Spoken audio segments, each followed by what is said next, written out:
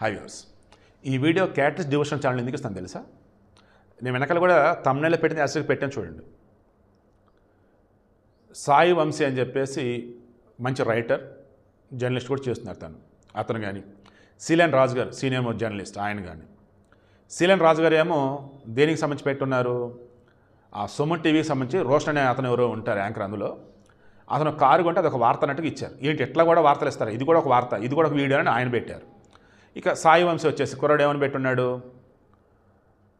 నరకానికి ద్వారాలు కనుగొన్న సుమన్ టీవీ అంటూ పెడితే ఏంటి వీళ్ళు కనుగొన్నారా, నాసాలో వీళ్ళు చెప్పారని చెప్పేసి ఆయన పెట్టున్నారు.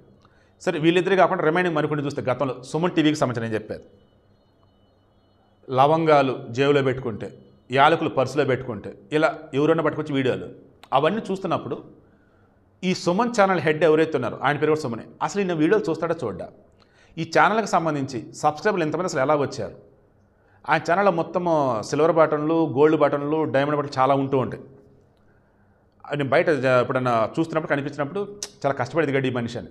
దాన్ని అందులో పనిచేస్తున్న వాళ్ళు కావచ్చు, ఇక రకాల మా జర్నలిస్ట్ మిత్రులు కొంతమంది ఆల్రెడీ జాయిన్ వాళ్ళు ఉన్నారు కదా, వాళ్ళు చెప్తారు ఒకప్పుడు ఒక నార్మల్ ఉన్నటువంటి ఛానల్ ఈరోజు ఈ పొజిషన్కి వచ్చిందంటే ఆయన ఎఫర్ట్స్, ఆయన కష్టం అని.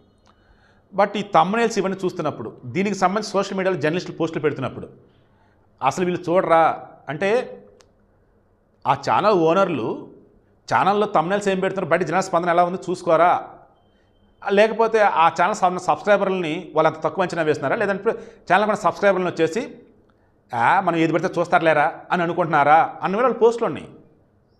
ఇది ఛానల్ క్రెడిబిలిటీని దెబ్బతీసిద్ది.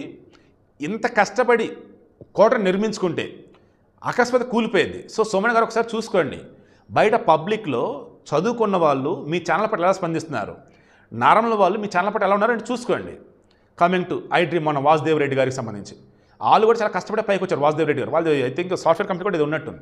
ఈ ఐ డ్రీమ్ సంబంధించి మొన్న ఆమె యాంకర్ స్వప్న, ఆమె యాక్ట్రెస్ గాయత్రి భార్గవ్కి సంబంధించి మనం వీడియో చేసి పెట్టాం. బ్రతికున్నటువంటి వాళ్ళ హస్బెండ్ని చనిపోయాడు అన్నట్టుగా ఘోరాతి ఘోరంగా తమ్నెయిల్ పెడితే 2-3 సార్లు చెప్పినా సరే వాళ్ళు మార్చుకుని అలాగలే పెట్టారని చెప్పేసి గాయత్రి భార్గవ్ వీడియో ఇచ్చి మనం చేసాం. అక్కడ నేను చెప్పా, ఎవరైతే ఇంటర్వ్యూ చేస్తారో వారికి రెస్పాన్సిబిలిటీ ఉంటుంది ఖచ్చితంగా ఆ వీడియోస్ పెట్టే తమ్నెయిల్స్ రిమైండింగ్ అని. ఆ తర్వాత స్వప్న అయితే క్లారిటీ ఇచ్చినట్టుంది, వాస్తవానికి ఇది మా సంబంధం ఉండదు, ఒక మంచి ఇంటర్వ్యూ చేసి మేము ఇస్తాము, దెన్ టెక్నికల్ టీం వాళ్ళు పెట్టుకుంటారని చెప్పి ఆమె చెప్పారు. బట్ నా వర్షన్ అయితే, నాకు తెలిసింది అయితే, అలా మనం మంచి ఇంటర్వ్యూ చేసి ఇచ్చినా వాళ్ళు తమ్నెయిల్స్ ఏం పెట్టారు ఏంటి అన్నప్పుడు మనం ఒకసారి చూసుకోవాలి. ఇన్ కేసు తేడా కనుకుంటే తీపిచ్చాలి, అది మన రెస్పాన్సిబిలిటీ. నేను గట్టిగా ఫీల్ అవుతా, బట్ స్వప్న వచ్చేసి అది మా రెస్పాన్సిబిలిటీ కాదు, but channel responsibility. But anyway ఇక నేను నైట్ డ్రీమ్లో చేయనని చెప్పేసింది ఆమెనే. కొంతమంది వైసీపీ మౌత్ పీస్ అన్నారు, ఈమె ఒకప్పుడు వైసీపీకి సంబంధించిన వాడికి పాజిటివ్ రెస్పాండ్ అయ్యారు తప్ప రిమైనింగ్ కూడా రెస్పాండ్ అవ్వలేదన్నారు. ఏదైనా ఉండొచ్చు కాక, బట్ ఆమెకంటూ ఒక నేమ్ అనేది ఉంది కదా, ఆమె వల్ల వచ్చేసి మంచి వాళ్ళ ఇంటర్వ్యూ చేయడానికి స్కోప్ అనేది ఉంది కదా. ఇప్పుడు ఐ డ్రీమ్ మిస్ అయిందా లేదా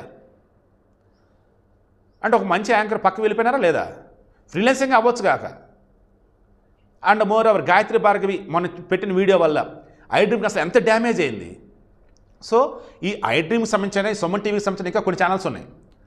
ఎవరైతే గ్రౌండ్ లెవెల్ నుంచి కష్టపడి పైకి వస్తారో అందులో మీరు కూడా చాలామంది ఉండొచ్చు. యూట్యూబర్లు కూడా ఈ వీడియో చూస్తున్నట్టయితే మీరు కూడా క్రాస్ చెక్ చేసుకోండి, మనకు కూడా క్రెడిబిలిటీ పోగొట్టుకోవద్దు. మొన్న కూడా ఈ బెట్టింగ్ యాప్స్ సంబంధించిన కొన్ని వీడియోలు ఇచ్చినప్పుడు నా జర్నలిస్ట్ మిత్రుడు నా ఫ్రెండే ఫోన్ చేసినప్పుడు అన్ని మెన్షన్ చేసుకుంటూ అతనికి ఏవైతే నువ్వు వచ్చేది ఇచ్చేయాలంటే మొత్తం నేను చేసాను చూడరా బాబు అని చెప్పేసి మొత్తం పెట్టాక ఎగైనా మరలా ఏదో వంక పెట్టాలని అనుకున్నాడో లేదన్నప్పుడు నాకు సూచన అనుకున్నాడు కానీ సజెషన్ కూడా ఇచ్చాడు. ఏంటి తమ్నెయిల్స్ టైటిల్స్ అని.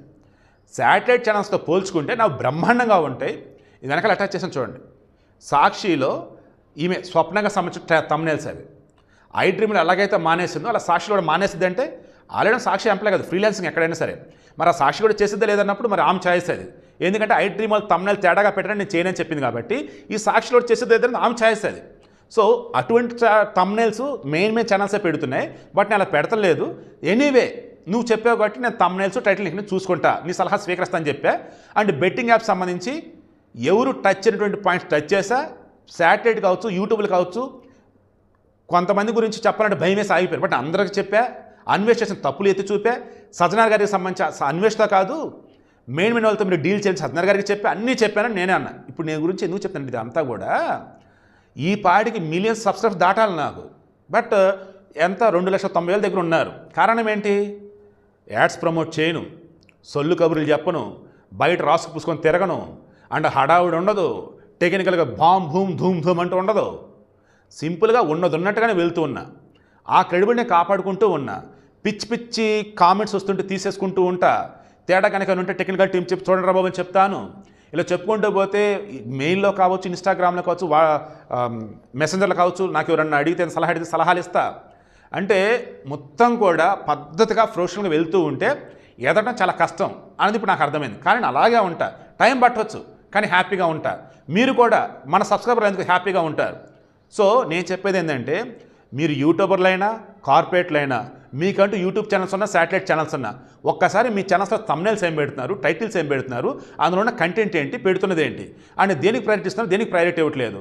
అండ్ మీకంటూ ఒక ఛానల్ క్రెడిబిలిటీ ఉన్నప్పుడు దాన్ని ఆ వేళ కంటిన్యూ చేస్తున్నారా, అదే వ్యూస్ వస్తాయి కదా అని చెప్పేసి ఏది పడితే తీస్తున్నారా. ఫ్రీలాన్స్ యాంకర్లతో వాళ్ళు ఇచ్చిన ఇంటర్వ్యూలతో మీరు ఎలా పెడుతున్నారు ఏంటి అన్నీ చెక్ చేసుకోండి. దెన్ ఓన్లీ మీరు బాగుంటారు, సమాజం కూడా బాగుంటుంది.